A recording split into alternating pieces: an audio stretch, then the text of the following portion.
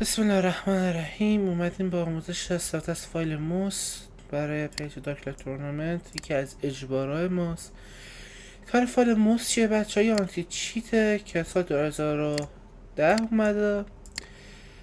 کارش اینه که ورزش الکترونیک آنلاین رو کمک کنه که مردم چیت نزن. خیلی آسون. واسه دانلودش کافیه برید به سایت nohop.eu که فیلتر هم نیستش، بدون وی پی هم راحت میتونید برید بالا. کافیه رو گود کیوک میک دانلود کلیک کنید. استارت دانلود و دانلود شد. حجم خاصی نداره، کلا 1 مگ بیشتر نیست، پس قاره اینجور چیزا نداریم براش. برای دانلود که انجام شد کافیه اینو اکسترکت کنید هر جایی دوست داشتید. پسوردش هم موسه با ام بزرگ. فایل اکسترکت شد، دابل کلیک فایل اجرا میکنی و تمام. حالا صفحه که اومده بالا خیلی راحت، یه گزینه داره به اسم فایل پارامتر.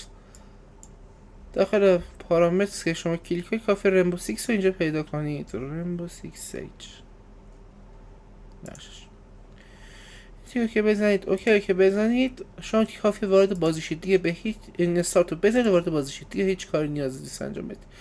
مسابقتتون که تموم شد دوباره رو همین کپچه و استاپ.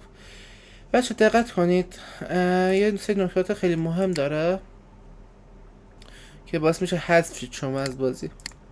نکته اول وقتی اینکه این استاپ رو بزنید یه دونه فایل زیپ درست میکنه در شما بغل همون فایل موستون جایی که اکسترکت کردید فایل زیپ داخل موس و روی این آیدی کرییت کرد. و ما میریم داخل دسکتاپمون پوش موس و این فایل زیپ.